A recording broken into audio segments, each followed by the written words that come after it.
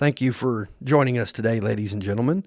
Today's episode is a little bit different than others we have done in the past. Today, our guests are Eli and Joe McDowell. In previous episodes, whenever I've interviewed someone, especially a veteran, it's usually after many years or decades removed from their military service. Today's episode, we have two young men that have just started their military careers. Eli and Joe McDowell graduated high school in May of 2025 and entered the Marine Corps in July of 2025. I was fortunate enough to get to interview them shortly after they returned from boot camp and Marine combat training. So please enjoy this episode with two newly minted United States Marines. Thank you and God bless.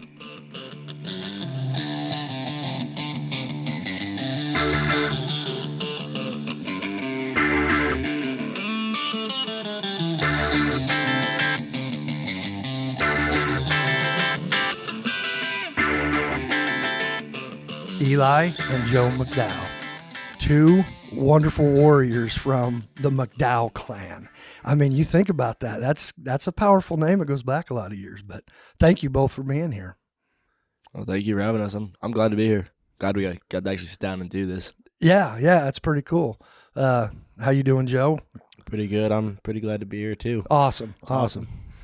So you guys you graduated high school last year, 2025. You're fresh out of basic training and MCT for the United States Marine Corps, which MCT is Marine Combat Training. Yes, sir. Yep. Okay. All right. I think I got this right. And SOI is School of Infantry, and that's if you have an infantry MOS, you go to SOI. Well, no. So that SOI is technically the place. Like so Camp Pendleton is divided into pretty much sections. Okay. Because we had one instructor said, like, if you drove 80 miles in a straight line or 80 miles an hour in a straight line, it'd take you like 45 minutes to get across Camp Pendleton. Like, that's how big Camp Pendleton is. Like, it's massive. Wow. So it's divided into a whole bunch of different sections. Like, so we went up to, I believe it was Edson Range when we were in boot camp. Yeah. And that's actually where we completed our crucible. And then even in boot camp, you can see where you're at for MCT. Like, you can stand up on top of a mountain and see it. But SOI is actually like the place. Like, SOI is here. You know, it's the top category. And then there's ITB, the Infantry Training Battalion, and MCT here. So these both make up the School of Infantry, because the whole point of MCT is to make everybody a rifleman. Okay. All right. So it's almost like a mini, I don't want to say it's not AIT, I know that, but it's almost like it's just more advanced infantry training, basically, than basic training. Yeah. Okay. Now, let's go back to basic training, because I don't want to, well, first, why did you guys join the Marine Corps? Why the Marines? I mean, there's plenty of other good branches out there. Why? I just wanted to didn't have anything going on for the next couple of years, and I wanted to change who I was, make myself better as a person, I guess, in a way. Kind of treating it like college. I'm kind of not. It's, I got to go to school for going to my schoolhouse next for about a year going on now, and I would join one because my Eli joined, and I feel like I'd be left out if, he went and I didn't do anything cool with my life. And, I got something to say now. I did something cool as being a Marine, and, there's no greater feeling than that. And any military branch but the Marines, I only joined the Marines because Eli was going, and my dad's talked greatly in the Marines all my life. So why did you pick the Marine Corps, Eli? Back when I was thinking about it, I've always grew up hearing things about the Marines, and I did my research as anyone would. I did all my research that I could, and all that I found was that the Marines are the ones that, they get tested the hardest, they get pushed the hardest, they get, you're supposed to be ready to go at any time. And I thought, well, I either want to go be a fighter pilot. I want to because I mean, I didn't know it until I was already in with Marines, but I fit just about every qualification for being a fighter pilot. You have to be within a certain height range, you have to be a certain weight range, you have to fit all these physical qualifications. You also have to have good eyesight, and I've got like 20/15. You got to have perfect hearing, you got to have good quick reaction time. And I didn't know until I was at MAPS, and they were like, "Why are you just joining the Marines?" They're like, "You could be anything. Like, you could go be a fighter pilot." And I was like, should have went and tried that out. Yeah, but I think it's just, well, you got to have a degree. I know, Yeah. to be a pilot, so there's 4 years of college, and I'm pretty sure I'm pretty sure I've made up my mind once I hit the fleet. So after I get finished with my schoolhouse, I'm gonna actually enroll in some online classes, go to college, get my associates, work up to a bachelor's. Sure. So that way, if I do decide to become an officer or something, I've already got that. Now what? Now you enlisted, Eli, to do what? I had enlisted to be a combat engineer. Combat engineer. And Joe, you enlisted to Be an aviation mechanic. an aviation mechanic. And they switched your MOS at, was it I guess it'd be basic or Yeah, or it was at MCT. it was at MCT when I found out that it wasn't combat engineer, but it was still a combat support job. Right. Your stingers, shooting Yeah, stingers. lad gunner. Yep. Yeah. All right. So here you are. You graduate high school 2025. You've already enlisted, which I've got to give. I got to say something really cool for the Marines, and I mean this. I love the fact that you guys had those. Sashes, I think. Yeah, because everything is academic because it's high school. But when I've never seen that before. You were the first two people I've ever seen wear those.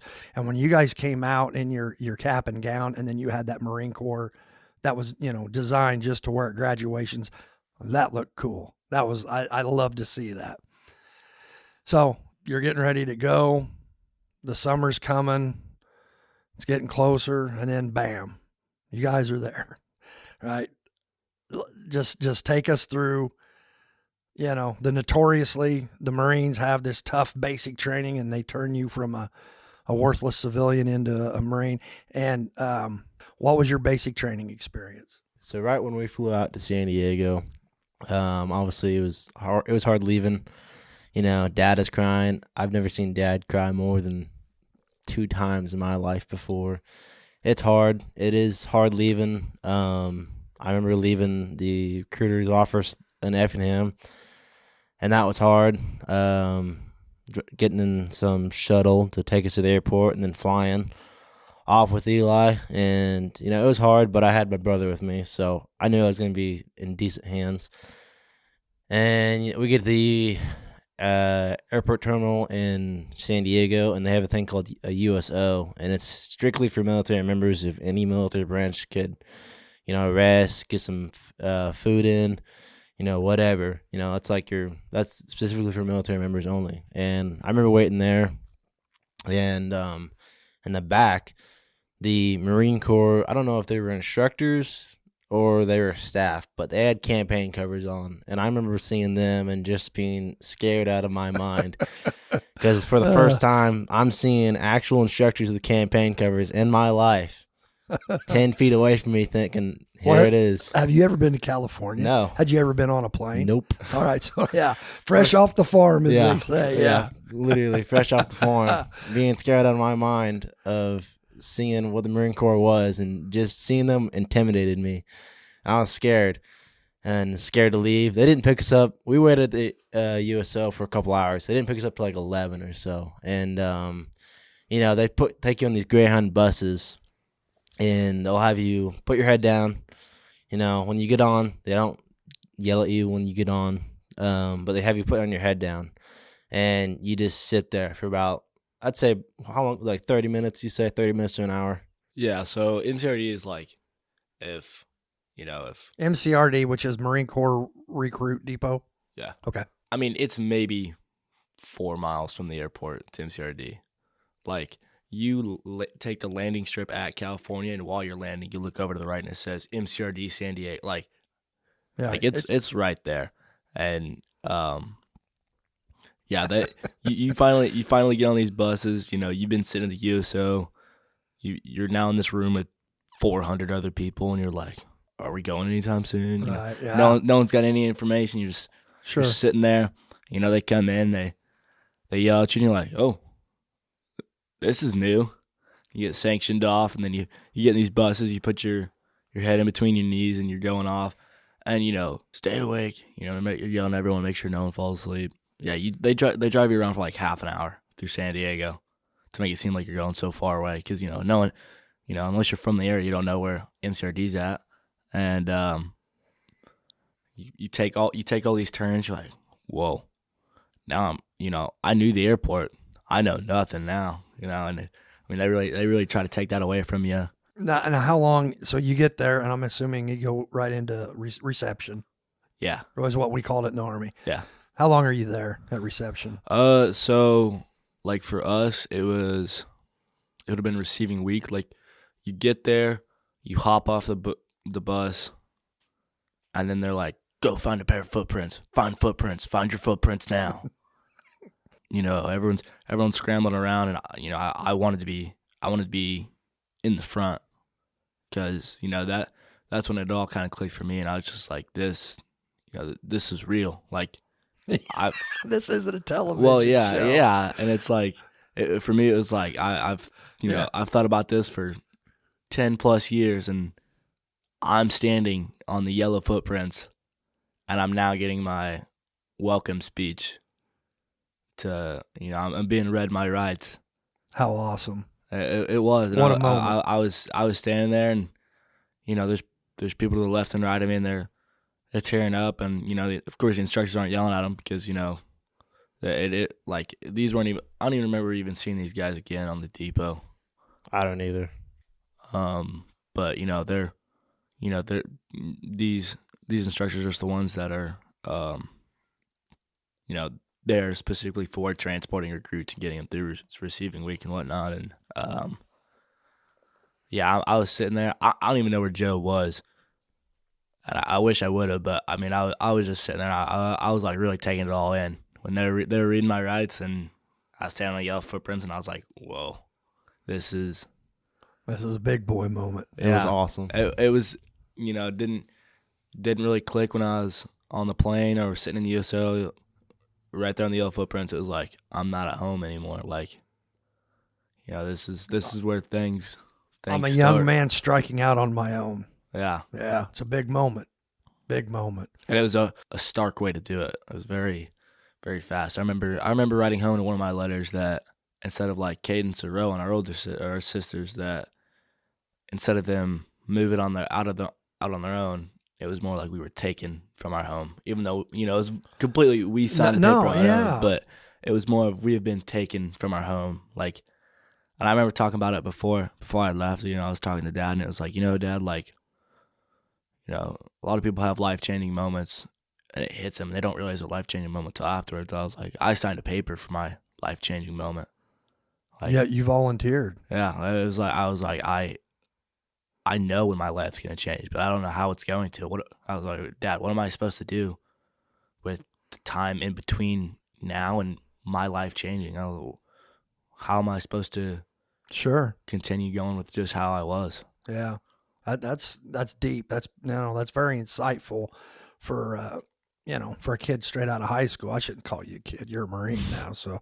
But you know, I mean, for a young man, that's very insightful. Now, similar experience for you, Joe? Yeah, the footprints was the exact same. I was scared right up until the point they started. It was a female drill instructor for receiving week got on, and you know, they're screaming, they're yelling at us, and I look up, lights go on, or right before the lights go on. We had our heads down, and Eli's sitting right next to me, so on this seat, and we stopped. I looked in the corner of my eye, and I could see they have yellow lights in the buildings. They're yellow and they're oldish. You have to look at pictures of what the buildings look like, but they're like they're like 100 years old or something. But I remember seeing those lights and thinking, crap, I'm here. And I look at Eli, we stop, and I said, well, here we go. Gave him a little fist bump, and right as soon as they started screaming at us, I was smiling the whole entire time. I stopped being scared, and I was like, and they started yelling at us, got on the yellow footprints. You know, they always talk about being the yellow footprints as like a life-changing moment. And anywhere I was, and they talk about in the Marine Corps, it was the yellow footprints it signified of you becoming a recruit, of your first step of being a Marine was the yellow footprints. And at that time, I didn't really think much of it because, you know, you're kind of tired. You know, you're stressed out because they're yelling at you. They're rushing you. They're reading your rights. At the time, it was cool. I remember seeing Eli, and he was like a couple feet in front of me. He didn't know where I was, but I knew where he was. But they had us run inside this building, which you have no idea where to go. And they're rushing you. They're shoving you. I think one of them actually shoved me. It was kind of fun. But they take you in this room where they have these yellow tables pretty much. And it's kind of like this. It's just they have dividers on each side of the table. They're about 20 feet long each on each side. There's about the room. I mean, it was just it looked like if you would have put computers in it, it would have looked like an office room. I mean, it was just cubicles everywhere. Yeah, and they have you dump out all your crap. And before I left, John, my little brother, gave me a sucker, and I had that with me in my pocket, and I dumped it out, and they seen it, and they didn't take it at all. He looked right at it and did not take it, so I kept that with me throughout the boot camp as to remember John because he gave me that, and I never ate it, but now they're trying to break it down and like stress you out, and they had us put on a mask. I don't know why, but it was like only the first night. You remember that? We wore that thing for like a week and a half, 2 weeks, and they were like, "You guys are all dirty. We don't want to get sick." Oh, like the COVID mat. Yeah. Okay. They're like, "You guys are just some dirty civilians. We're not getting sick from you." I mean, right off the gates, they're just, you know. Yeah. Sure. You got hundreds of people coming all from different areas, from Illinois, anywhere west of the Mississippi except Wisconsin. If you're from Wisconsin, you'll go to San Diego. But yeah, it's a lot of people. There's a lot of germs. I mean, I don't blame them for that. Yeah, I mean, we got sick for a long time. Oh. I think it even like the officers would talk about it. That it was like getting sick might as well be part of the training because everybody gets sick. Yeah, you're right. My grandpa got sick whenever he went in and had a priest come and start reading him his rights, like his final rights, reading his rights, but his, you know, and he wasn't Catholic. And so he woke up and here, you know, Dad got sick. I spent like 17 days in an Army hospital in AIT, got a bad infection. So you're right. It's just you're around germs. You never, everyone from everywhere, all in a central location, and now, you know, you're not eating the same, you're not sleeping the same, you're stressed to. Oh yeah, you're physically exhausted, and then the stress, the emotional, mental of just leaving home too. Yeah. For most people, it's their first time leaving home because mm-hmm. most of them are 18, just got out of high school, just like us. You know, they're hundreds, if not thousands, of miles away from home. You're stressed out. You're tired. You're hungry. And you're living on top of each other. Yeah, it's a cesspool waiting. Yeah. So you're at reception for, you said, a week and a half, whatever. That you getting your like shots and all that. Yeah. Anything crazy or that sticks out about reception before you get to? Nothing really crazy. I don't really remember much of a reception except waiting at they call it medical. It's just a doctor's office, and it was the most boring stuff of your life. You waited there. You got a few shots. They weren't going to give us a peanut butter shot because they ran out of penicillin. I mean, I couldn't get it anyways because I'm allergic to penicillin, but they had us take these pills for all of training. I don't know what they did, but that's the only weird thing about boot camp that stuck out to me was having us take those pills. We take them every single Friday, and we take, I think it was 2 pills. Yeah. We take 2 pills every single Friday. And you don't know what they were? No idea. Yeah. Yeah, well, it's the military. They kind of do what they want. So yeah, and that's similar. So now you guys are together all through reception. Okay. We were together all through boot camp. Okay. Now, did they have the shark attack like when you first get there and they're all over you and they just come out freaking out and scream? Did they do that? Yes and no. So we finally made it to our squad bay. We go inside. You know, they're like, everyone's kind of on their toes. No one really knows what's happening. Find a rack. We all go find a rack. I'd learned from receiving week. I had a top bunk in receiving week, and I had we had to get online or something, and I jumped down from the top rack, and I landed on the guy below me. I landed on one. Well, I didn't land on him, but I landed on some of his stuff, and I rolled my ankle or popped something in my knee, and I was like, yeah, I'm not getting top rank boot camp, no way. So when we got to pick our racks, when we got into our actual squad bay, I picked a bottom rack and Joe picked a bottom rack. So we had racks right next to each other, and we were both bottom rack. Do you think going through together made it easier, or did it make it worse, or do you think it mattered at all? We had a couple people ask us about it, and I think, yeah, it helped, because I had home with me. But at the same time, I was like, well, now I have home with me. I don't go home now. Why are we here if we could just be doing this at home? Yeah. But is that your take on it too, Joe? Yeah, it's the exact same thing. It's like I have home with me, and it's good to have a piece of home with me. But at the same time, it just reminded me of being home with Dad and John and doing that. But it was also nice to have somebody to talk to that could relate to what you're going, not relate to what you're going through, but relate to what you're missing back home. We'd talk about Dad all the time. We'd be like, if Dad could see us right now, he'd be, heck yeah, he'd be pretty proud. Yeah, that's awesome. So it doesn't sound like there was one particular moment at the beginning where the drill sergeants really just, you're kind of. Well, so you go in, you put all your stuff down, and they're like, all right, all you on the quarterdeck, which is pretty much the front, almost central, room of the squad bay. It's like a little, they call it set up to 5x5. And typically, usually it's 5 yards by 5 yards of people. You just all try to pretty much scram up into this corner, which was by the armory, just all the lockers for our rifles that we get later on. And then they give the infamous speed, they come out of the duty hut, which is their office, and they're in a straight line. There's two here. There's two standing next to each other. There's a gap, and there's two. And then they're all standing there. We're all looking at them like they're superheroes, and they've got nothing on their face, looking straight through all of us. We're all sitting down. This is the first day? This is Black Friday. Black Friday, okay. So we just made it to our squad bay. We're just now meeting our drill instructors. Here comes strutting our senior drill instructor. He comes out, and this guy's voice was always gone. If you thought of Pinnacle Marine, it was this guy. The drill instructor you'd think of, raspy voice, mad. He wasn't big. Honestly, just had the look. He was he was 5'5", but he was he was a little, 5'6". Yeah, he was shorter than 5'6" me. or 5'7". But it's all 100% Marine. 100% Marine. This guy looked it up and down. Yeah.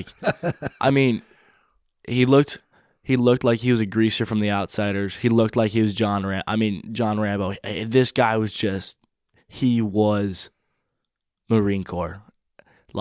And all of them were in their own way.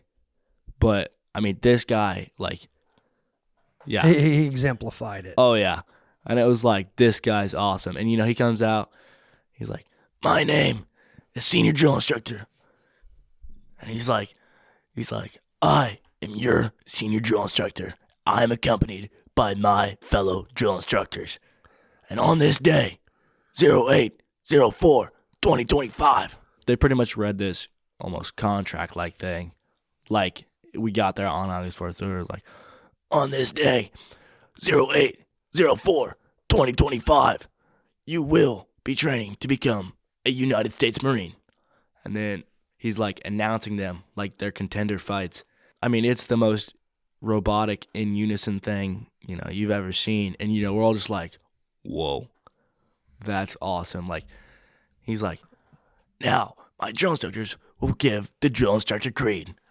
And, they all go from parade rest, snap to attention, and, they all about face, step away from us, take like 2 steps, turn her back around, and now they're all facing the senior drill instructor. They all, put their right hand up and give the drill instructor creed. And I remember looking at Joe and being like, oh shit, this is the coolest thing I've ever seen in my life. That was the most in unison thing I've ever seen in my life. Like, whoa, we're supposed to become this. Yeah. And that was just kind of the ambiance of the room, and then the madness starts. They get done with that speech, and we're like, oh, it's pretty cool. And then it's like flip, light switch clicked, everyone get up now. Yeah. And you're like, oh, whoa, we're starting off hot. And they run you around. You go find your rack, or you don't remember where it's at. Everyone's just running, and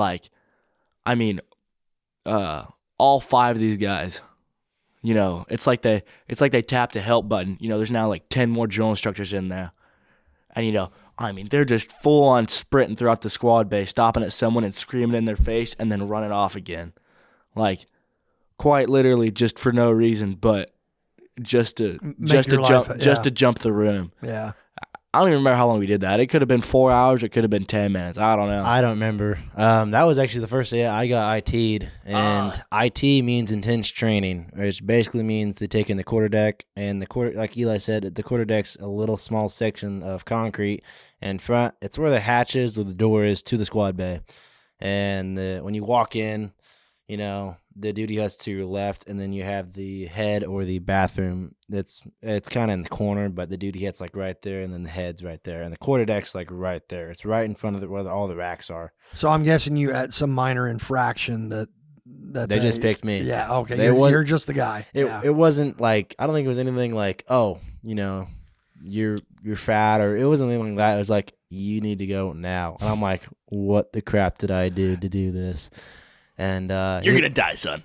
You need to die. Pretty much. And this is the one time he wasn't yelling to be mean. He was yelling to make sure we heard him, because everywhere else in the squad bear they were yelling. Because Black Friday, Eli said, they flip that switch and they get to your racks and they start screaming, running up and down the squad bay.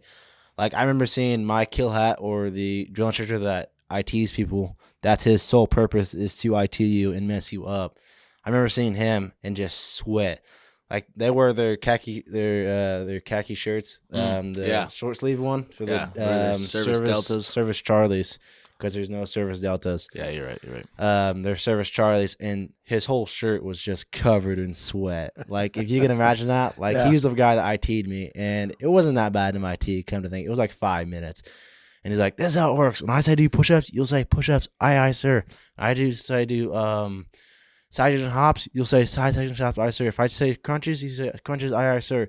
Anything I say, you'll say aye, sir, to it." And I'm like, we said aye, sir. And, we start ITing us, start doing us planks and whatever. And the more training went on, the worse ITs got. So, but that was my first introduction to an IT. And I remember coming back to Eli thinking, what just happened? Where'd you go? And I'm like, I got IT'd for the first time. He goes, how was it? It was pretty fun. Kind of I'm stressed out, but you're doing a bunch of push-ups, you're moving up. It's so that first day you get done, they smoke you, they do everything. You hit your racks, you go to bed, you get up. What time are you getting up? Well, probably 3, 4, whatever. Yeah, I have no idea. Yeah, and then they take you down to chow. First thing was chow. Yeah. How was chow? Oh, it was amazing. Oh, chow's the best thing ever. Really? Oh, yeah. That surprises me. People say it's bad. Everybody, the way chow was good, cause. you get eggs every single morning. They were powdered eggs, so, they weren't good eggs from around here. They weren't our home, they weren't good eggs, we were but, in California. When you have nothing else to eat and you're starving, you're hungry, and you just want food to fill you up and get you energized, those eggs are the best damn thing. Powdered eggs aren't terrible, man. Yeah. You'd have eggs. Didn't you have bacon? Yeah, you'd have some. There'd be sausage or bacon. You could get pancakes. So every day they'd have a schedule. So they'd have pancakes one day. They'd have waffles, and then they'd have French toast or French toast sticks. They made sure. So that was your main meal. And they made sure you had carbs. They made sure you had your protein. You made sure you had your eggs. For breakfast, you always had eggs, meat, and carbs every day. And then you would go through, well, actually, the first line you would go through, so it was shaped like a horseshoe. You'd walk through, and it'd be a horseshoe like this. And you'd go through, you'd pick up your tray, your silverware, and you'd hit a salad bar. And there'd be a salad bar, there'd be like yogurt, there'd be just all sorts of things that you could get like as sides and whatnot. You gotta, always gotta move faster, always gotta move faster. So, you're getting rushed. So like you never actually get like to decide what you really want. But like all that stuff self-serve. So they're giving you plenty of calories though. Oh yeah. Oh yeah. And then, we were probably eating like what, 4,500 calories a day, easily. 5,000. Yeah, easily. If you like the first like time you're there, you don't really get a lot of time because like you don't know where thing is, you don't know where things are, you don't know what you like yogurt, salad. But yeah, you're easily eating 4,500, 5,000 calories a day, but you're burning most of it off. I lost 30 pounds in boot camp. That's amazing. Eating a lot of food every single day, but I still lost a bunch of weight. That's amazing to me to lose that much weight because, I mean, it wasn't like you were fat. I mean, you were in shape, but again, there's a difference between weightlifting and combat shape. Yeah.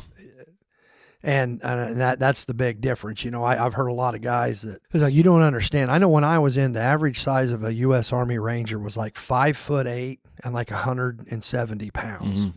But Hollywood turns it into these big 6'5" bar brawlers. That's not what they want. No. They want a guy that just can go forever. Yeah. And is not. Yeah. Oh, you can carry this 80-pound backpack and walk 15 miles that way? You're on. Exactly. Oh, right. You can pick up a tree off the side of the road? Well, it's not very helpful. Right. So, okay. I'm trying to go through everything here. Now, I'm guessing it's a lot similar. You have your radio classes, you have your first aid class, all that kind of, that while you're going through they're teaching you basic first aid, sucking chest wounds, splints, that kind of stop the bleed. Yep. So that is something that surprised me a lot, that we had classes probably, if we were there for 91 days, we had classes probably 40 of them, 45, 50. I mean, there was a lot of classes, and like most of them were like actually genuinely useful stuff. It's and I want to put a pin in that because I think so many people get, and especially the Marine Corps gets beat up the worst as well. Crayon eaters, and they're dumb and this. Yeah. I've tried to explain that to people that have never been in the military. Because I was in the Army, that people would say that's the second dumbest branch. Mm-hmm. That's such a misnomer that they don't understand how much learning that you have to do. And I mean, let alone outside, now you guys are getting ready to go to your AIT, which is really you're going to get in, and then you get out to the fleet. But that's kind of a negative stereotype. Yeah. For sure. There's a lot of, you can't be an idiot and get through it. No, you can't. And that was something, don't get me wrong. There were a lot of stupid people. There were a lot. As soon as I said that, I'm thinking, all the idiots that I served with, I had some guys in my unit weren't the You're never really going to escape that. But right. Yeah. On paper. Well, you got to pass tests at least. Yeah. A bunch. Yeah, you just get kicked out. Yeah. We literally had exam days. Like, if you didn't pass a test, you just got dropped. And like I remember thinking because they would tell us what standards we have to meet and whatnot. And they're like, the Marine Corps has you have to get a 33 in the ASVAB to even go and try to be in the infantry. And for all the other branches, it's lower than that.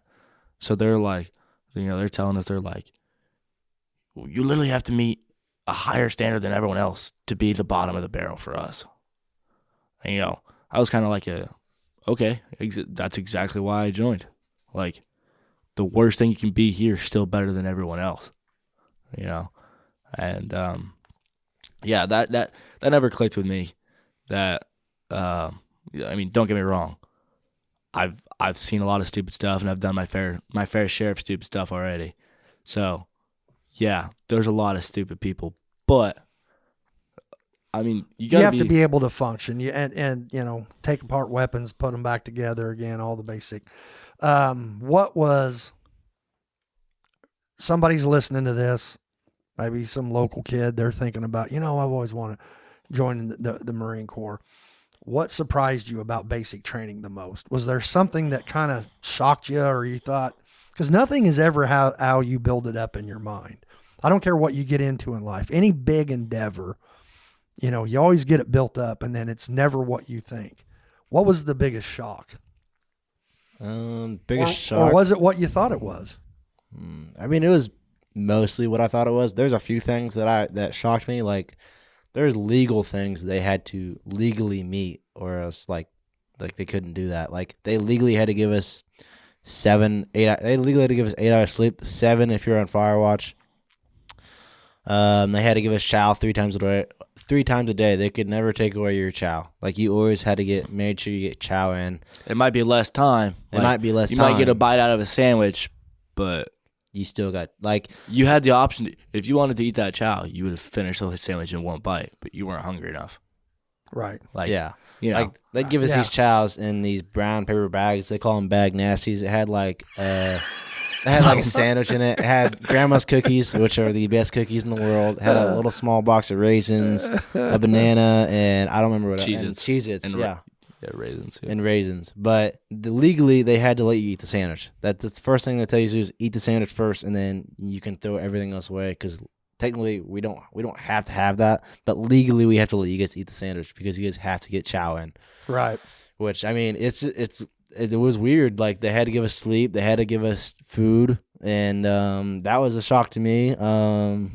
A lot of days there was yelling, it was screaming in your face if you messed up. Like, drill is a big thing in boot camp, but after boot camp it's not really much of a thing unless you do band and you do things like that. But drill is a very big thing in boot camp, which is the reason I got promoted to PFC. Well, not because of drill, but drill was a shock to me, was doing drill. Did they do that first? Is that like your first phase? I know in the Army, like your first phase was, we called it DNC, drill and ceremony. That's first and second phase. Yeah, so you drill for about 7 or 8 weeks. Yeah. Just that.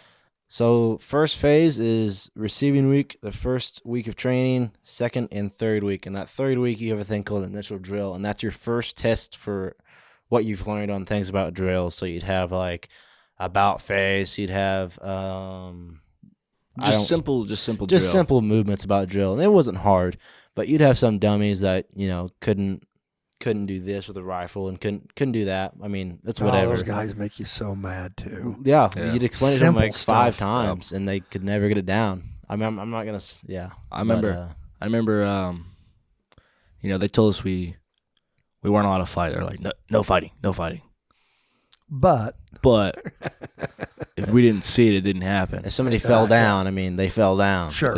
Yeah. And we were like 5 weeks in, and we'd went over a drill instructor standing on this basically table. We just had these 2 kids kept messing up, simple stuff. He's like, "You two, get over here, make them fly," and they're like looking at him like he's so stupid because like they don't understand what he just said.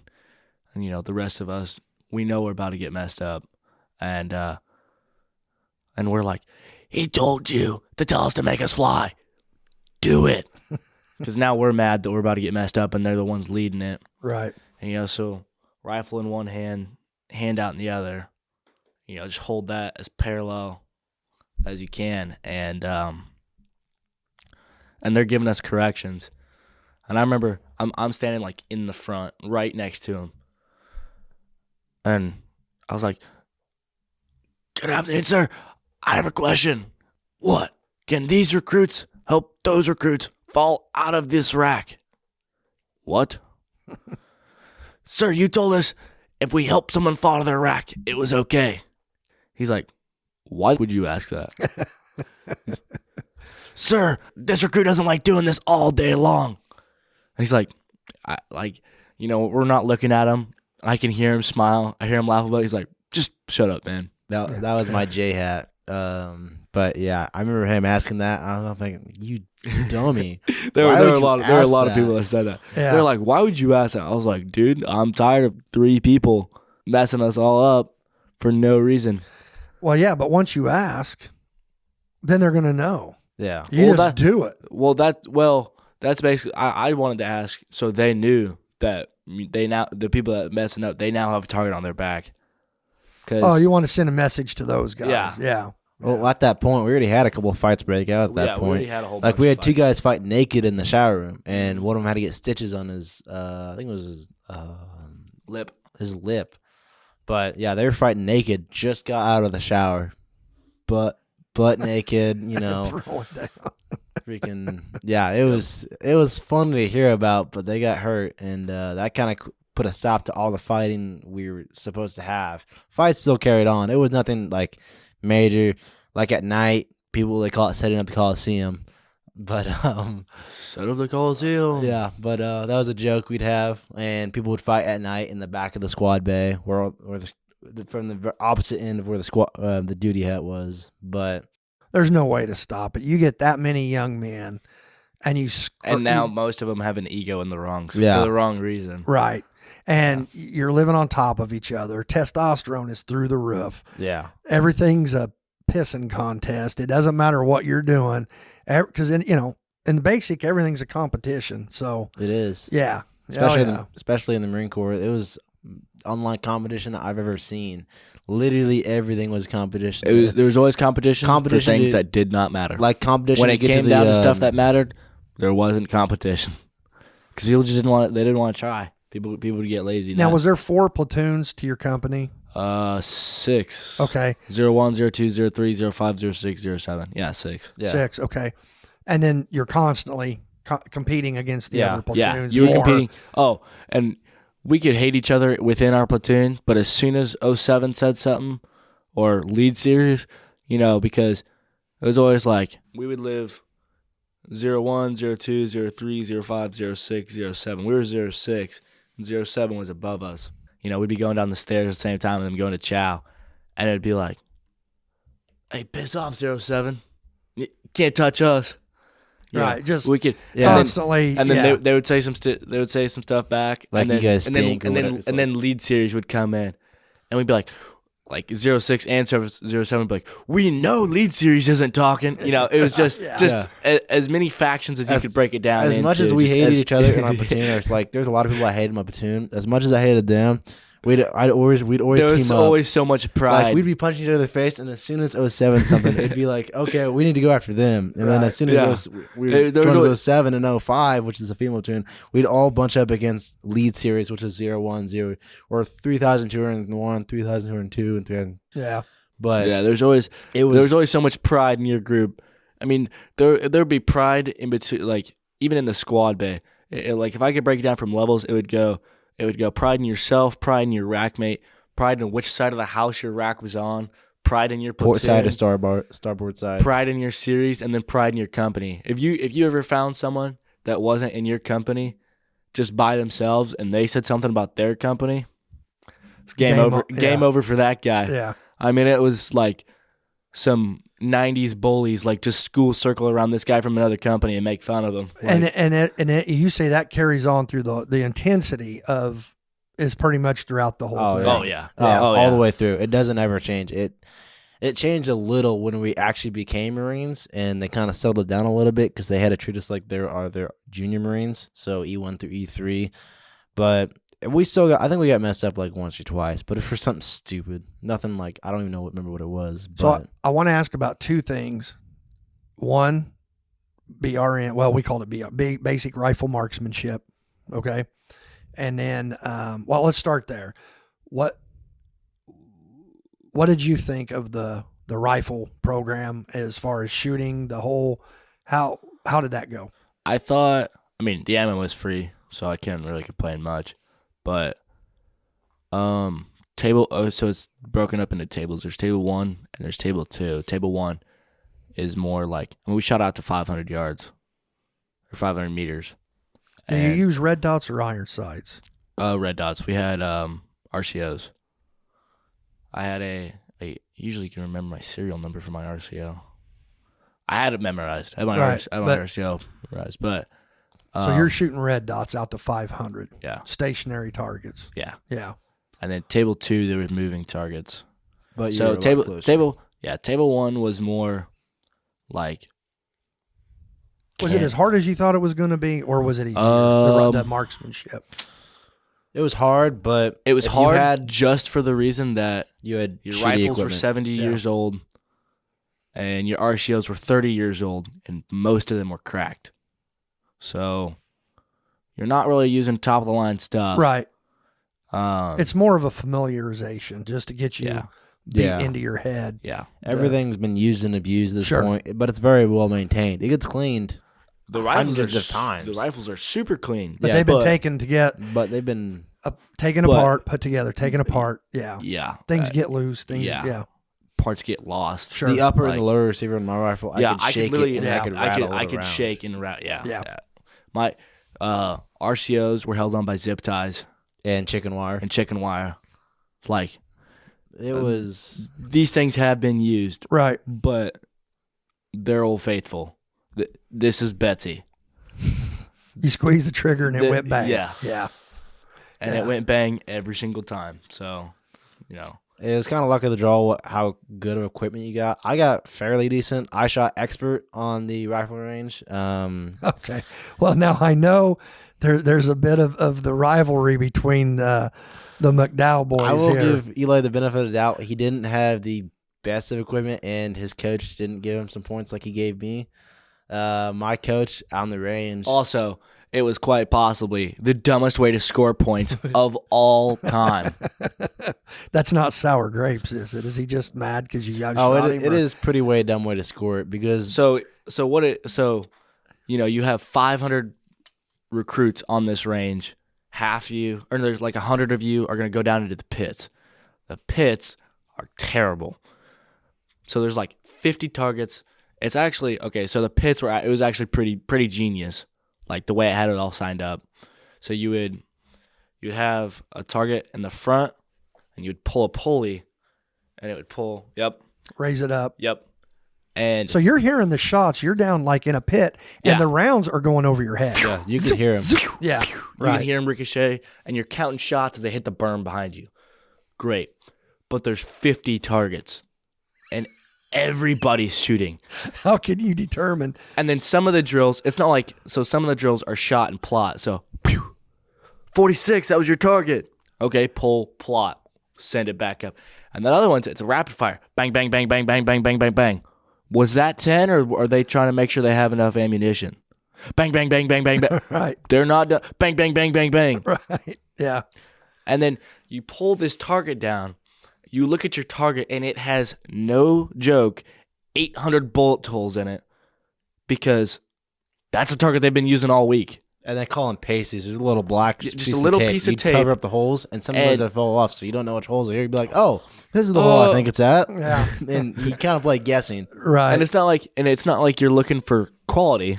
You're looking for how fast can you get the target sent back up. Right. Yeah. Yeah. Yeah. And, But- and all the drill instructors are walking around yelling at you because you took it. You took 10 seconds instead of 4 to pull this target down, find it, plot it so they can actually see it when it goes back up. Oh man, it was the dumbest way to do it. Yeah. It was so dumb, but Yeah.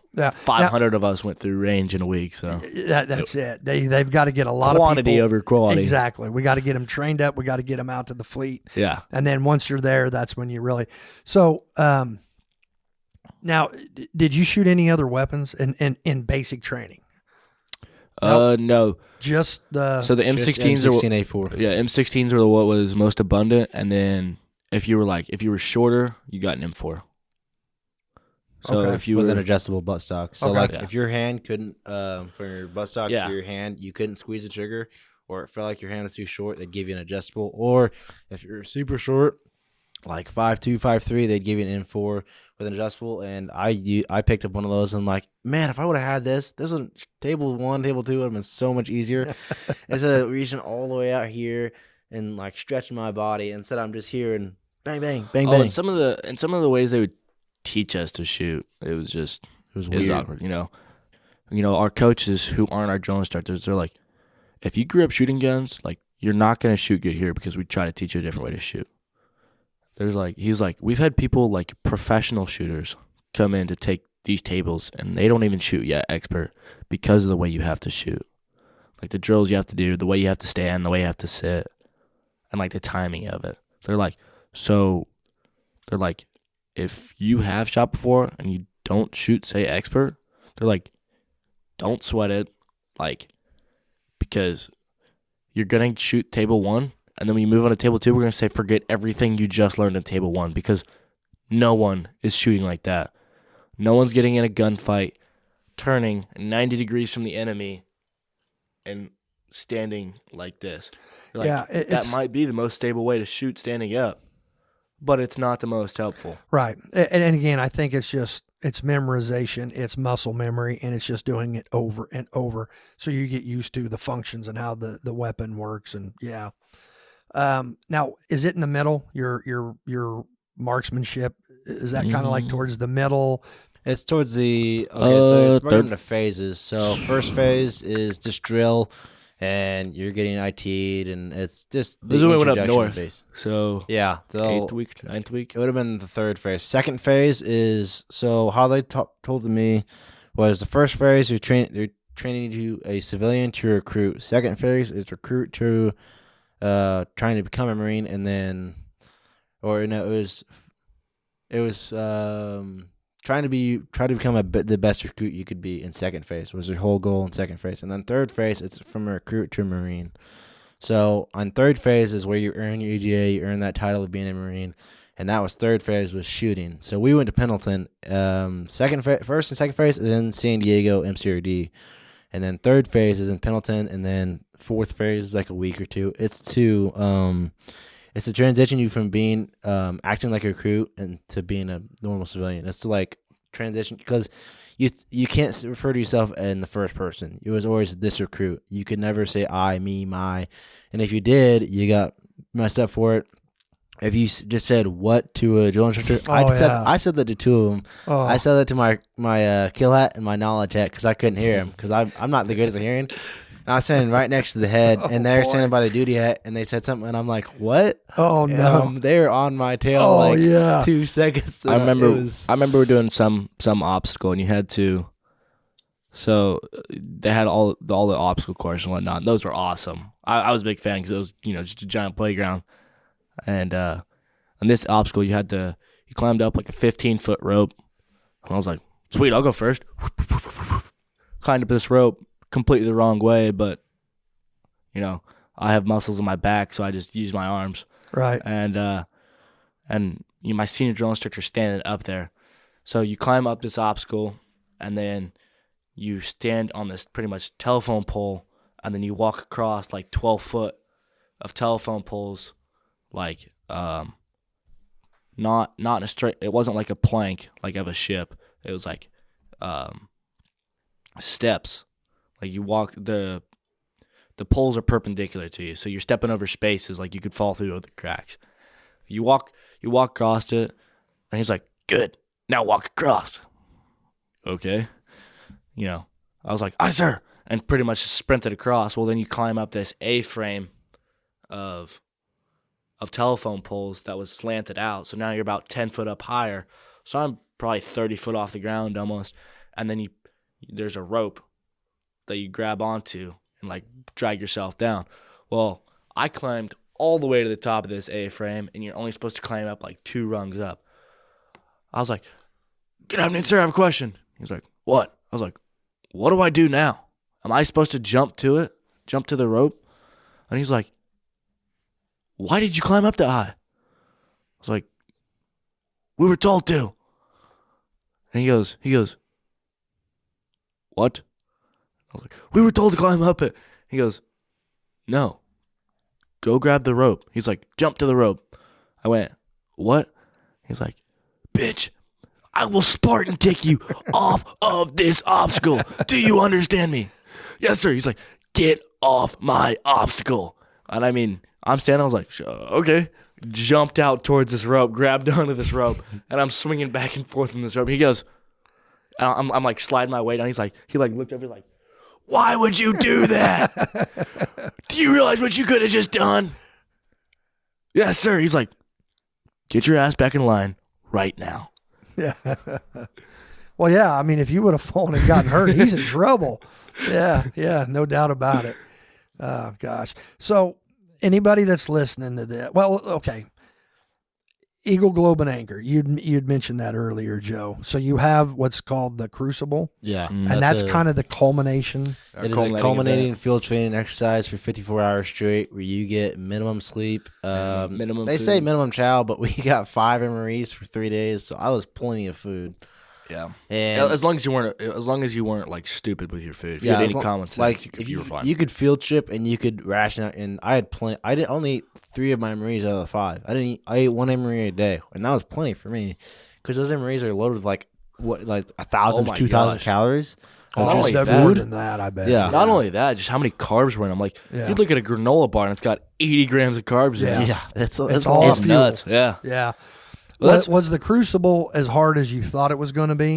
It was different for us. So yeah. there's a storm, actually a hurricane, I think, going. I don't know when or where it was, but there's a hurricane going on, and we got rain, and it was windy. Oh my and it gosh, was we had cold. like 9 inches of rain in an hour. Yeah, it Holy was. cow. Yeah, I remember my Like, That's it was- dangerous. yeah. And it was so awesome because you weren't with our kill hat, were you?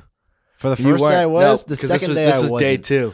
Because So- my J hat goes because he liked me a lot. He did not like my brother, but Yeah, he liked for no me. reason. He Really? goes, on the second day of the Crucible, he goes, "You fat boy, Fat McDowell, you're coming with me." Yeah, because I was the skinny one, and he was the fat one. Yeah, but he liked me because I was good at drill, Right. and I could walk fancy, and I shot expert. Right. Yeah, he that's the reason I got promoted because before I went to boot camp, I talked to my stepdad, Matt. He was a Marine from 09. I don't know how long he served, but he was a Marine, and he told me, he goes, I think he said it as a joke, but he goes, when you get there, you should be as shitty as possible, be the lowest life form on Earth, and be as crappy as you can, and then build yourself up. And I took it literally. I'm pretty sure he was just messing with me, but I took that to heart, and I'm like, okay, I'll do that. That's solid advice. And that's So then exactly what I he did. got most improved. Exactly what I did. Did you really? Yeah, most Yeah, improved he- Marine in our platoon. I'll be darned. I didn't know that. Yeah, that's why I got promoted to PFC. I'll be darned. He wasn't even there when he got when he got chose for promotion. No. I'm the one who got him. Yeah, because I was doing Yeah. a mail call, and Eli's like, he goes, McDowell. And Eli's like, yes, sir. He goes, no, not you. I want the fat one. I like him better. And I was helping some other drill instructors with mail, carrying this big sack load, like, And anybody listening to this, Joe is not fat. That's the funny part. Yeah. They called you Fat McDowell, but you are not fat. I was like 190, I think, I want to say. yeah. But at the time, I was probably like 180, 170 at that time. Well, I was probably like 170. But that's just funny to me. Yeah. But anyway, But yeah, he liked me because during like the first part of recruit training, I didn't yell a lot. I didn't really respond. I was trying to be like as crappy as possible. The first day of phase 2, I think I told myself I'm gonna try. funny. I'm gonna try as hard as I can and start yelling, start running, and I got squad leader because of it. Yeah, 'cause I that started was- running, and yelling at people, And like, what was such calling them out. horseshit is because the whole time I was like, I'm gonna be guide. I'm gonna be the one that leads the platoon, and like every single day. I'm giving like 100. Because you're a PT stud. I mean, I know before going yeah. into it, you're Oh. ripped and you're. And that was one thing that did surprise me at boot camp. It was not as hard as I thought it was physically. Really? Oh yeah, It's more And mental. Yeah, mental than yeah, anything. Yeah. and like it's because of like how hard I pushed myself before I went in thinking, well, this is how hard I'm pushing myself now, and everyone's doing this because I went in thinking, well, shit, everyone's carrying a telephone Sure. pole a mile and a half down the road, Sure. and then we got to boot camp, and I was like, what? This is it? Well, I This- remember this is all you got coming back from town one time. I think Wyatt was with me, and you had that telephone pole with you. Yeah. And you're, Well, I at was least half mile, 3/4 of a mile from your house. We just laughed, But I well- told Wyatt, I'm like, good for him. I was like, he's getting ready, Well, and here I was thinking all of boot camp was going to be like we're all carrying a 20-foot telephone pole through boot camp. We didn't, and I was like, well, I guess. So I mean, I went through all of boot camp, putting 120% in every day. Like my rack, oh my gosh, my rack was perfect. Like I had other recruits asking if like a hotel, like it was at a hotel, like the drill instructor would walk up and like run his hand across my rack, and it would just be smooth everything was super tight. My pillow was like fluffed every time. Yeah, and I'm laughing because I'm sitting here thinking, Joe, you're over here doing the opposite, coming in, being a slug, and then at the end of it, you get recognized for, and you're, Oh my, It was funniest drill. thing ever. yeah. During drill, I was always like, I was so focused on drill. I would practice drill after lights. I would do push-ups after lights. I would lift weight. I would lift as much as I could after, like, 120%. And I had like half a platoon, like, dude, why are you not guide? Like, you should be our guide, not the guy we have. Right. And I was like, I know. Let the drill instructors know. But you realize that this means nothing. Yeah. I mean, once you get out to your fleet, you're gonna It look means back absolutely at nothing. this and laugh and be like, man, that didn't. Yeah. But at the time, it means something. Yeah, because I was like, well, I'm putting everything I've got into this. I'm the one doing the most out of everyone in this platoon, and I'm getting nothing out of this. Yeah. Or honestly, to show how much it didn't matter, like the drill instructors would get pissed. They'd fire guide and squad leaders, and they'd be like, "Who wants to be a guide and squad leader?" Fat kid, fat kid, fat kid, fat kid. They're in the front. I'm sure Can't do a pull up. Can't do a pull up. That blows my mind. Can't do a pull up. I hopped up in the bar for the PFD, did like 25. Right. Yeah. And it's like, are you serious? Yeah. Well, there's a method to their madness. Oh yeah. And it's they do it just to, one, to let you know that they're in charge. They can do whatever they want. That's right. Two, and to motivate those guys. exactly. They don't need to motivate you. Exactly. You're already there. Exactly. Yeah. Whenever you got the EGA, I've heard that's a big moment for. It was. That's when you go from a recruit and you become a Marine. Like, at that point, exactly. We didn't do. So they have this mountain called the Reaper, and I've heard it was easy from other bunch of Marines that have gone through it. Said it's an easier hike compared to the ones in MCT. Which I've never been to the Reaper. The only reason we didn't do it is because it rained a lot, and they couldn't get the safety vehicles with the corpsmen up there. So if the corpsman couldn't get up there, you can't get up there because the corpsman traveled everywhere with you for the hikes. And Sure. Any training events you had, they're always with you because if you heat case, they gave you the silver bullet, Right. and nobody wanted that. Right. Like that's like the worst thing to happen in recruit training is getting the silver bullet, and that goes on your record, and it's just a whole bunch of paperwork. Explain what that is. The silver bullet. That's a So the easiest and quickest way to get someone's core temperature is up their ass. So the silver. The correct way to say that is rectal. yeah. So they take your rectal temperature. Yeah, that's the quickest way to get your temperature. Is they call it the silver bullet, but it's just a round thermometer, and they shove it up your butt, and that's the quickest way to get your temperature if you heat case. And I think we had maybe one kid heat case, but I don't know if he got the silver bullet or not. But instead of doing the Reaper, we I think I looked it up. The death hike. They call it the death hike. So the Reaper in total is like, I want to say 10 miles. Yeah. The death hike we did was like 20. But we didn't have to go up a mountain. We went sort of flat grounds, but there's some hills in it. Like they didn't have specific names for these hills, but they sucked going up. But that hike was a very long and cold, wet hike because I did that hike the day prior to on the second day of the Crucible because it was raining and we had to quit training that day. It was like we were almost done with the day anyways. So I mean, but I had like an hour or 2 hours of hiking in the cold, sopping rain. My boots are just filled with my boots. I've got them in the house right now. They're still shaped to where they were when I was hiking. Shaped my feet because all the water and mud was just soaked, and I'm surprised I didn't get any blisters. This is during the Crucible. Yeah. This is during the Crucible. So it was rainy, it was cold, you were freezing, you're just no sleep, pretty much no sleep. Maybe in an hour or two. Yeah, it's like 2 hours, maybe 3. If you had Firewatch, if you made friends with the Scribe, which I made friends with the Scribe, so I was Firewatch was I kind of got off sometimes, but I kind of didn't. I get to request my hours. And I learned when the drill instructors slept. So the drill instructors slept for like 3 hours or 2 hours a night. And they'd never come to the duty hut. And that was from midnight to 2 a.m. in the morning. And I'd always pick those hours because they call them grave shift hours. And Nobody likes graveyard hours, but I was like, these are the best. Why would I not, like on a regular night, why would I not get a 3 hour nap, wake up for an hour, and get another 3 hour nap? Yeah. before I went to training, I looked up and I talked to Marines about it. It's like, what's the best shifts for those? Because I heard about fire watch and said the first or the last, and I'm like, Horseshit. No, it's not. Now I agree with that. We'll agree to disagree, because I either wanted to be first or I wanted to be last, because I wanted to be up. If I'm up, I'm up. No but way. You guys don't like it that way. I have done the last hour and I've done the first hour, and it was okay. The first hour you got messed with the entire hour. You know, if you're standing front post, they'd mess with you the entire hour. Or if you're a rover, they'd mess with you. If you're last hour, you got messed with. But if you had graveyard shift, you could sit down on a rack and talk to your buddy and like clean. Or you could mess around the entire hour and they wouldn't know anything. Right. Like that was the benefit of doing it. So that's a little life hack for any Marines out there listening. You may want to. Yeah. Yeah. Anybody that's thinking about going to the Marine Corps and boot camp, take the graveyard shifts, because you can mess around the entire hour and they will not do it.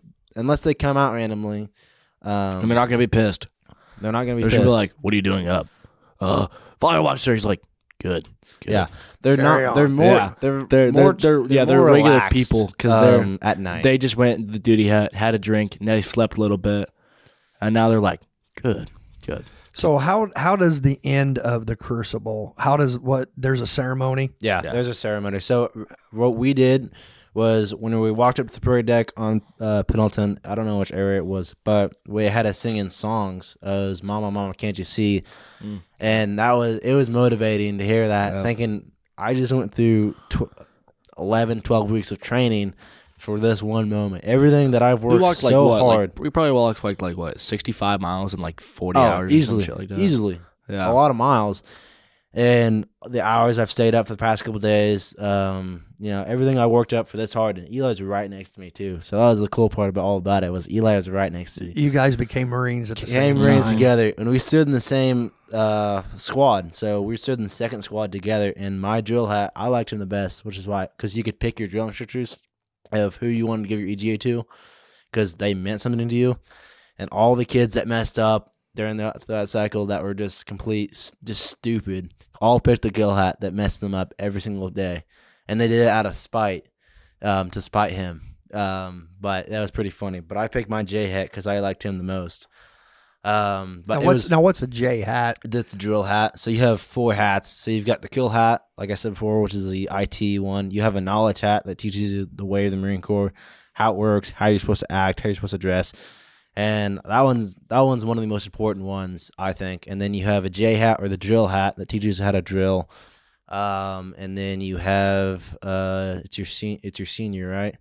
So we had 2 seniors. I'm not gonna say why. I don't really know why he was fired, but we had 2 seniors. He wasn't fired. He just moved. Yeah, he was moved to a BMP platoon, or a I don't remember what BMP stands for, but he was moved there. But your kill hat's like your first the instructor that's the newest to be an instructor. It's their first cycle. It's like their first or second cycle. And then it's knowledge. And then it's J. Okay, so they work their way through the different positions up to senior. Yeah. So you have to experience all the hats before you get senior.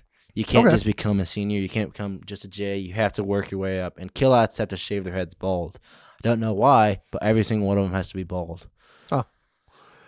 So you get your Eagle Globe and Anchor. Yeah. And this is how far from graduation are you? Oh, week and a half. Week and a half, okay. I'd say. So now once you get back, do they treat you any different? Yeah. They lighten up a little bit at that point. Yeah, a little. Because, they treat you like, because they have to treat you, because they can't haze you anymore. Because now you're a Marine. You're not a recruit. Yeah. Okay. Yeah. You're actually, you're still low in their eyes, because you're now private nothing. You're private nobody instead of a worthless recruit. So you're a small smidge of a human being. You're just barely there. Yeah. Okay. But they treated you a little different. So the family comes out for your graduation. That was cool. And we have family day a day before that. Oh, okay. So we graduate on Friday. And like they tell you, like, and that was one thing that did kind of surprise me, like throughout boot camp, you'll either have someone that was a former Marine, you'll have someone come in and talk, or like even just your instructor, you'll have what's called like DI time. You'd all go to the quarter deck, and you'd have like a one-on-one, like not a one-on-one, but you'd have your group, the platoon, and the drill instructor. You would sit there and like you'd ask him questions about the Marine Corps. You'd ask him questions. He'd tell you what the next day is going to look like, and just stuff like that. And they'd be like motivational, like, hey, like the quickest way to get out of here is just to graduate. Go, like, you guys have made it this far. You signed the paper, just go finish. And like drill instructors tell you, they'd be like, look, the happiest day of your life is going to be the day you graduate. The second best day is going to be seeing your family on family day. And they're like, and that it's going to stay that way for a long while. I remember for family day, we did the moto run that morning. So we did the moto run.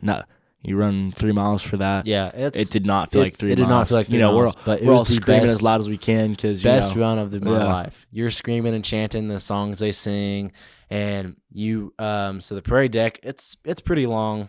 You come out so the bleachers are right here, and then you have entrances here, and then the parade deck runs here.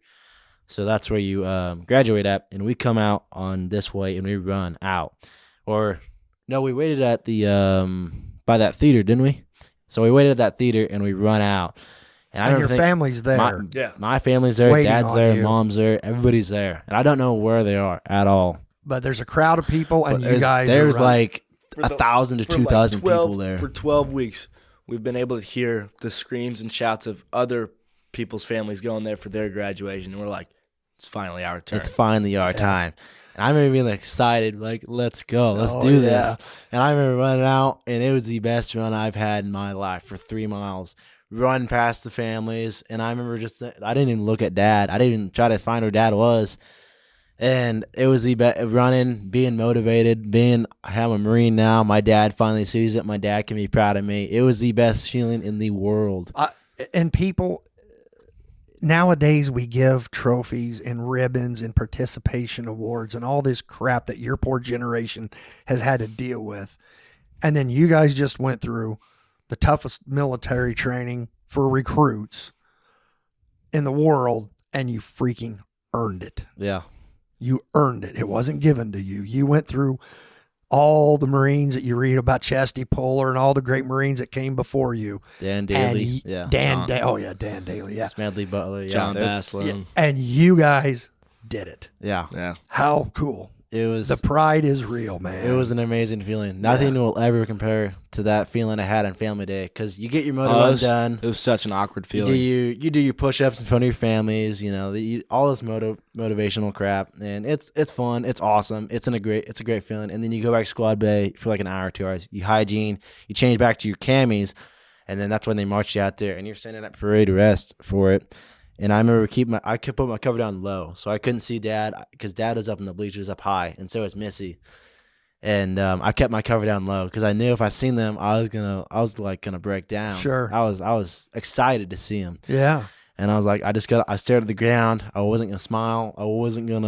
I had stayed just, stone faced killer. Like, this is what I've become. I'm a Marine. You're not really supposed to show like emotions that much. Sure. Like, you're supposed to be like cold hearted and stuff. But you're still a human, yeah. But you're still a human. And they dismissed us for liberty. And I remember finding Eli, walking with Eli. It's like, well, let's go find Dad. Like, that's any normal day, like walking in the store. And I remember seen Mom first, gave her a hug. Mom wasn't crying at all. She was just happy to see me. But I remember seeing Dad. Oh, man. The tears on his face was unreal. He was of joy. He was like, pride, I'm so proud man. of you boys. It was the greatest feeling. That day was the greatest feeling of my life. And I don't think anything's ever going to compare to it. Yeah. Of just feeling like so proud of what you've done. Like, even earning my EGA, that was cool and it was awesome. But I think something about family day, it was different than earning my EGA was awesome. I didn't cry during my EGA. I think graduating was worth more than getting handed like the EGA. Eli cried during the EGA because he was right beside me. I'll say he shed why. a few tears. I'll say why, because I was like, sweet, this is awesome. And I remember looking over at my peripheral, and Joe gets handed his EGA Before Eli does. and the drill instructor says a few words to him, and I'm like, he did it with me. And I shake the drill instructor's hand. He's like, Other McDowell? yeah, he goes, Other McDowell, congratulations on becoming a United States Marine. Shook my hand. He looked me in the eyes. He was like, thank you. And I was like, thank you, Staff Sergeant. good morning, Staff Sergeant. Because you can finally call them by their rank at that point. You Oh, as soon okay. as you you have All right. earned. So everything From a before recruit. that, everything, from recruit, it's everything always before sir. everything before that moment, it was this recruit, those recruits, Aye, these sir. recruits, aye, sir. But from like- as soon as you Yeah. become a Marine, it's good morning, Staff Sergeant, or good. All of we at Staff I'll be Sergeant. Their honest. rank, you can now say we, I, me, my, Right. and I bet that was a hard transition. Oh, it it was. was. Oh, it was. Yeah, I was, still yeah. said this recruit, and like you're not a fucking recruit anymore. You're a Marine. yeah. They look at Pardon you. my They look French, at you but- like you're stupid, and they're like, Yeah. why would you say something like that? Yeah. Yeah. That's the Marine Corps does a very, very good job of programming. Yeah. Yeah. But you know what? You're getting young men to do some very difficult things, so it's part of the process. Yeah, well, that's awesome. That's incredible. Now, what did you think of MCT? It was What awesome. was it? Because you guys It got to was come awesome. home, Yeah. and you know, so you guys were home for I don't know, a week or two, couple 17 weeks. days Okay. or something like that. And then you had to go back Yeah. for MCT because you guys were right around, well, the Marine Corps birthday, Yeah. Yep. Thanksgiving, Christmas. You were right in that time frame here. So you come back and then you go back for MCT, which is 4 weeks. Yep. Yeah. 4 weeks. What were the differences? What did you think MCT? I thought MCT was gonna be like. I thought boot camp was gonna be like MCT. Like there would be some nights we slept for like 45 minutes at MCT, like just cause. You know, there'd be some days. So you like, get smoked a lot there too. yeah. Oh yeah. Yeah. It wasn't But- like anything like recruit training, but Yeah, you it get wasn't- minimum yeah. sleep, It wasn't. Like- yeah. It wasn't smoked like. getting IT Boot because they camp, couldn't. yeah. They 'Cause they technically couldn't make can't. you do push-ups. Anything PT, IT wise, they couldn't make you, but they could take away your sleep. They could take away your And sleep. that to they me could take was away your worse food. than getting IT'd. Oh I yeah. hated not getting my sleep. Like, Oh, yeah. I don't need that much sleep. And but we got different platoons for MCT. So he was second platoon. I was first platoon. which, We're I mean, both still lead series. Yeah, that was. So I thought boot camp was gonna be like MCT for that matter, but it still wasn't like exactly what I thought. And MCT is a way different field. Like so instead of drill instructors, they're combat instructors. They treat you like a human. Like they'll sit there and joke at you, or like they'll walk around and like look at you, like scream, and be like, "You're a dumbass," and then they'll just walk off. Like they're basically like an older brother. Let me ask you this: do you know how many of your instructors, whether they were your drill instructors in basic training or your instructors at MCT, how many of them had been in combat in Iraq or Afghanistan? none of mine. There were. I mean, was there at least a couple? Well, there there, was at there least might a have been my few. gunnery sergeant because Okay. he was a field Yeah. radio operator. There was Another a- staff sergeant they said he didn't- was they didn't- he was they MARSOC. didn't tell but, us. I don't know if I believe Yeah, that. he had a gunny sergeant. Gunnery. No, I know, but Right. Yeah. Yeah. and like it was rumored he was in MARSOC. But you guys don't know if that's true or if that's just Yeah. No because idea. there's so many rumors whenever Oh, you're yeah. going through training. Oh yeah, Don't know everybody- if it's they- real or Hey, it's did you guys BS. hear what they're going to do? And some they'd be idiot like, "Do you hear he private- died?" Yeah. It's always and something. yeah, stupid. and nobody, you know, It's we're like, shut up. we're so unplugged from the world, and they're like, "Hey, that you know, Sylvester Stallone just died." Yeah. He'd be like, "What?" And the whole Yeah. depot's like, "Stallone died." Well, when Charlie Kirk was assassinated while We you heard guys about were We heard about Did that. you guys Oh, hear yeah, about the that? day, You- the the day day he died. of. Yeah, well, you heard that day. yeah. I'll be darned. Well, within 24 hours, because it happened on like a Saturday. Usually, yeah, I was on some And we BS went to church. Yeah. because And there were some instructors. They're like, "Yeah, look at the video," and like they're like showing people the video, like, "Yeah, this is actually real." I'll be darned. Yeah, we heard about that really quick. Yeah. But So MCT, but you get to shoot a lot more weapons. yeah. Oh Yeah. yeah. Oh, MCT was It was it was quite literally just the best part was shooting cool the guy M240. movie stuff. A 240, M240, yeah. It was, Yeah. which in my days was the M60, which Yeah. it's the belt fed Yeah. 308 or 762 by 51. yeah, Yeah. yeah. That's fun. We called it the pig. That's what we Yep. called it. Let the hogs eat. Yeah. Yeah. yeah. Now, did you shoot any, like an AT4 or anything like that? I don't even know if Nope. they still have those. If they, The inventory you do if you go to ITB Yeah, Okay. MCT is just a shortened version of ITB. version of ITB. You don't get the good equipment as ITB. ITB would get better rifles, better scopes. They get better gear. They get better main packs, better flaks. But they're there for 13 weeks because that's technically their schoolhouse. Or That's their AIT. yeah, that is exactly what it Yeah. is. Because that's their job, and so they should get the best equipment compared to MCT. Sure. But definitely the best part about MCT was the MT40 because I remember shooting with Eli's rackmate Brian because he was in my platoon, and Brian was awesome. And I'm not gonna like degrade him, but he's not the smartest guy. Like he didn't really pay attention of how the MT40 works. Like we got done shooting 100 rounds, and I'm like, remember, don't touch the barrel. It's gonna be hot. It just shot 100 rounds plus the other 1,000 it just shot before it, not even an hour ago. And I was like, he's like, what do I have to grab? I said, press this button and then smack the handle up. And he grabs the barrel. I'm like, no, you dumbass. I smacked his hand really hard. I'm like, no, push the button in and smack the crap out of the handle, and you can take the barrel off. So he did that, and yeah, he struggled through it, but I kind of make jokes around it because I thought it was funny. Sure. Love Brian. Yeah. Brian's a good That is guy. one thing about boot camp and MCT, and just Marine Corps in general, just like how fast you can click with someone. You make friends Oh yeah, very quickly. And what's amazing is I did a 3-year enlistment in the United States Army from 1991 to 1994. mm-hmm. There are guys that I communicate with daily, every day. I've communicated with them this morning, every day. We're on a group chat. There's 6 of us that I was stationed with. Mm-hmm. And then we went from Fort Lewis down to Fort Polk, Louisiana. When they were redrawing the Army, they were drawing it down and getting rid of. Anyway, it's amazing how quickly you make friends and how fast or how meaning. And we didn't go to combat together. We were, I was a peacetime guy. I'm a GI Joe that's still in the package. I never got taken out and blown up with firecrackers and shot with a BB gun. I heard a guy saying that one time, and I can't remember who it was, but I thought that's a pretty good analogy. Some GI Joes, they get taken out and played with, and the kids, you know how you do. And, Yeah. Yep.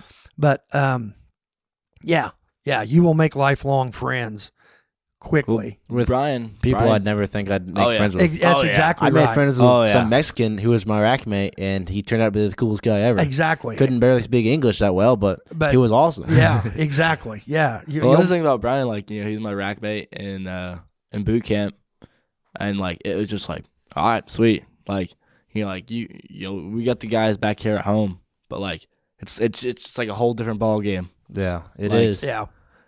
Like, and I mean, because they know what it's like to go through what you just, or they're going through it exactly, with you. And they know how bad it sucks. And our combat instructor and the drill instructor would say that too. All of our instructors say it. Like our instructors would be like, look, they're like, your family's at home, they're fine, they know you're fine. Don't worry about that. They're like, find your friends in here, stick together. All you guys have is each other. Use each other. They'd say the same thing in MCT. They're like, you guys have each other. That's all you guys need. Like they 110% encourage boosting morale. They 110% encourage like getting to know your group of guys so you can push farther. Because it is unfathomable how much farther you push when you're with a group of like-minded people. That's right. Like, because you don't want to be the guy that lets them down. Exactly. And so we got put in different platoons for MCT, and like everybody I had known is in Joe's platoon, and so I was like, this sucks. I know nobody in my platoon, and like for like 5 days a week, I didn't say a word.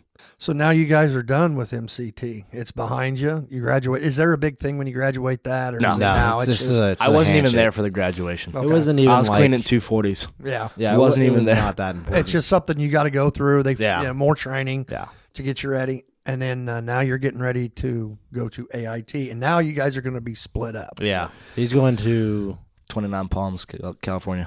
And you're going to learn to shoot like stingers. I'll get my Humvee license. I'll learn how to shoot mounted 50 cals and 240s on a Humvee, and I'll shoot stingers. Stingers, yep. And in the Army, we called it ADA, Air Defense Artillery. And then how long's your AIT, Eli? 2.5, 3 months. Okay. And then whenever you're done with that, then you will be assigned to somewhere in the fleet. Yeah. You have no idea. No. It'll either be there's either Lejeune or Cherry Point, North Carolina, 29, or Pendleton in California. There's a base in Hawaii I could go to, or Japan. That's like the top. More than select likely, few. you're going to go Yeah. to either North Carolina, stay in California, Yep. or a chance at Hawaii or Japan. Yeah, and I'd like to say I'll probably get Japan, which would be pretty cool. If I do get Japan, I'll get to come home beforehand, like before I go, and they'll be like, all right, go spend time with your family. Go see your family. Go pack your shit. You're going out of country. Right. And so if I do get that, like, I know I'll for sure be able to come home. So, I got to go do what I signed up for. Sure. Hawaii would be cool, but I don't want to go to Hawaii because it's just so expensive. Oh, that's probably where you're going to end up then. Exactly. It seems just like because it's what I don't want. Exactly. Yeah. It seems like that's sometimes that's the way it works. Now, Joe, your AIT is is it? It's not helicopter mechanic. It might be. It's anything with aviation. As of Aviation. right now, it is just aviation. My technical MOS code is 6251, which is just aviation airframe for airframes. So I don't know which exact aircraft I'll be working on. So I have two schools to go through. So I was talking to one of my buddies today about it. I texted him what it's like how do I get from the airport to the Pensacola station and all that. So you're going to be in Pensacola, Florida is where your school I'll is. be there. So I'll be there for a while. Nice. That's nice. Yeah. Yeah, I was going to say, how long is it? Like a year? Or? With both schools, it's probably going to be about a year. Oh, wow. So it'll be a while. So the Marines are going to have some money in you. Yeah. No, I'll have a bunch of if I get F-35s specifically, and that's what I want. Oh, man. I'll have a lot of qualifications, and I'm going to be man. worth a lot of money. Just being able to touch one of those things. But you could be F-35, you could be an Osprey. Could be F-18, yeah, could be V-22s, I could be helicopters. Apaches. I could be... Or not Apaches, you guys have Cobras. Yeah. And then you have a version of the Chinook. Yeah. Like a Sea Stallion or something, maybe. It's something like that, yeah.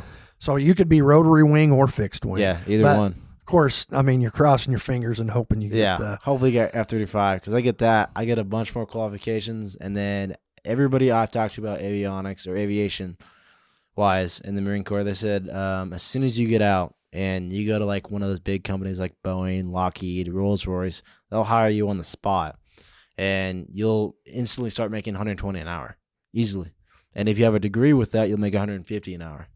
So if I get F-35 and I want to go live on the coast and make some money, I mean it's not gonna be cheap on the coast, but I'll be making $120 an hour, and that's you'll get by. Yeah, I'll get by, that's for sure. Yeah, but I'll be going to my school and I'll be there. I've heard it's exactly like college.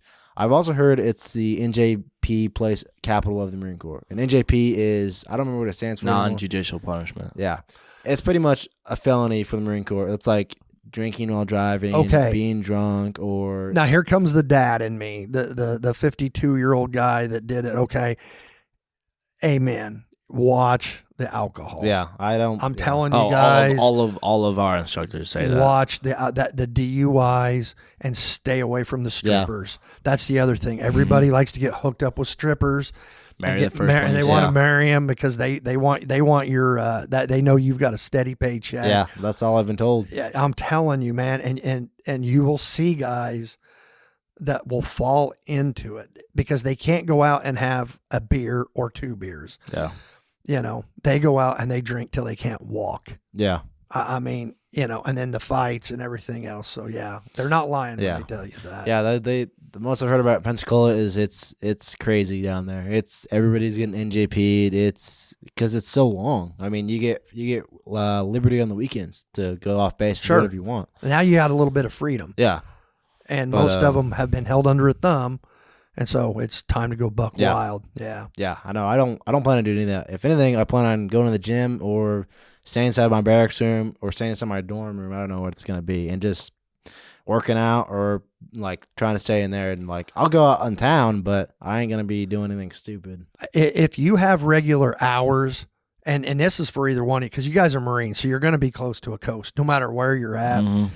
I had a buddy that when I got to Fort Lewis, Puget Sound is right there. It cuts in part of the Pacific Ocean, comes by Seattle. He's like, he was already scuba certified in college. Mm-hmm. He'd done 3 years in college, and then he went into the Army. Anyway, he's like, go get there's a dive shop right there in Fort Lewis. You could get certified. He's like, go get your certification, and we'll go dive on weekends. So that's what I did. I got scuba certified. I mean, don't get me wrong. I was a partier, and I pissed away a bunch of money and, but I would suggest that if you've got time, you can take classes in the evenings or something. You get your scuba certification. Then on weekends, you can go rent your equipment. They've got everything. They've got the regulators, the tanks, masks, fins, everything you want. Then you can go dive. And I like seafood. I love seafood. Yeah, so you can go out, you can gather scallops, Wow. we'd get crabs, whatever, you could, they had these Hawaiian slings, they called them. It's just like similar to a spear gun, only you got to like stretch this rubber band out basically, and then you grab it, and then you swim up to the fish and you let it go, and it just shoots them. That's sweet.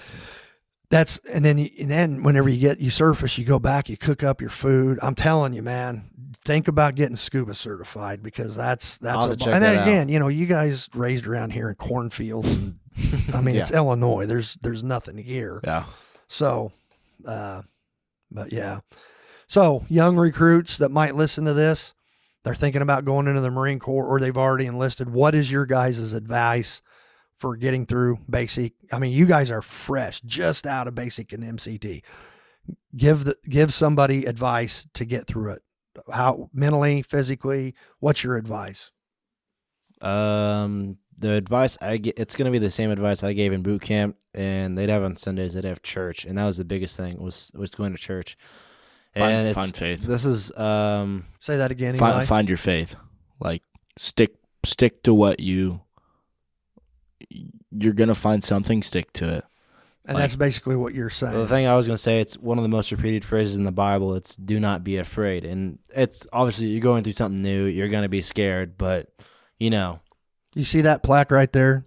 Right there? That little one by the knife. Be not afraid, neither dismayed, for thy Lord thy God is with thee wherever thou goes. Yeah. The exact quote. I had a journal with me, or a little notebook, and I'd write down Bible quotes in the front of it. And I've still got, it's at the house, but I've got a whole bunch of Bible quotes. I kept them with me, and I'd read them throughout basic. And what Eli said is find your faith, find God, or whatever you pray to. Take it day by day, chow by chow. Is the greatest advice I've been given for boot camp is if you can make it to breakfast, you can just get up, make it to breakfast. And from breakfast, okay, I need to make it to afternoon chow. Afternoon chow, I need to make it evening chow. Just break it off into small. Don't think of, oh man, I've got 8 weeks left of this crap. Think, oh, I just have to make it to my rack tonight, and I'm good. If I can get sleep tonight, I'm fine. And that's how I did it, was taking it day by day and just going just getting to my rack. The end goal every day with me was going to my rack and going to bed. That was my goal every single day, and that's what I looked forward to training because I thought it was fun and interesting. But getting to my bed was the best part of the day, and finally going to sleep and not listening and have them yelling at you. But don't be afraid if you go to training. It's gonna be scary. It's gonna be new. You're gonna be thousands of miles away from home, but you only get to do it once. This is like the one time you'll ever get to do it. That's right. And you might as well enjoy it. Yeah. Eli, what do you think? Yeah, I mean, I agree with that entirely. Like, what else you're gonna do? You can't quit. Like, right. Yeah. Like, I mean, that's a good point. Like, what are you gonna do? Be the guy that doesn't make it? Yeah, you're gonna grow up, have kids. Your kids are gonna be 12 years old, and you look them in the face, be like, "Dad couldn't do it." Right. You can't do that. Right. Yeah. You cannot do that. Yeah. And I think quit and come back home, and that's the thing that kept me going through is if I quit and I dropped, how disappointed Dad would be. Sure. Yeah. And Wyatt and all my friends back here would be like, "Oh man, you didn't make it. You're kind of a but you're lazy." you did. But I made But you guys did it. Exactly. And Wyatt wrote me a letter, 2 letters, and he wrote some quotes in there that was kind of motivating to me. But I've got those letters that they're awesome letters from Wyatt. I enjoyed those. Yeah, they told us a lot. Just find your why. Yeah. Find why you're here. Like you may be sitting here waking up every day. What am I doing? Why did I join? Right. What am I here for? But it's once you complete the goal that you realize that's why I came here. Like, That's it. there was a lot and I was talking to my combat instructor one time. We were in a group. It was during MTT, and he was sitting there talking to us. I'd said something, like I leaned over and said something to the guy next to me. He's like, "Who said that? Say it again. Say it louder for me." And I had said something like, "You think the feeling of what am I doing here ever goes away?" So I said it again, and he looked like, you know, he was having a good time joking. He's like, "No, it doesn't." He's like, I'm a sergeant. I'm at the end of my second enlistment. It's not gonna go away. He's like, when I pretty much applied to be a combat instructor, he's like, I had no idea what I was doing. I thought this is the end of my life. He's like, what am I doing? He's like, and then I became it. I became a combat instructor. I finished. He's like, this is why I did it.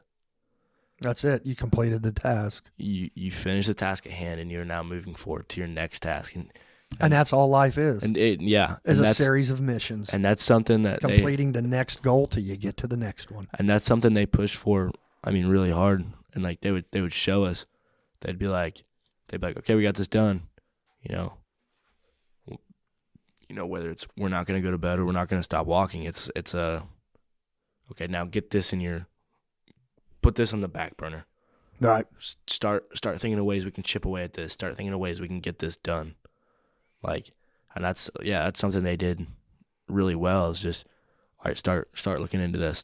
Start making this a priority as well. But yeah, just find your why and keep moving forward.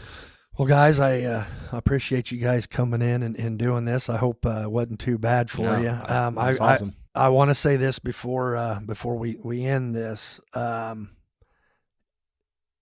It's not just your family that's proud of you guys.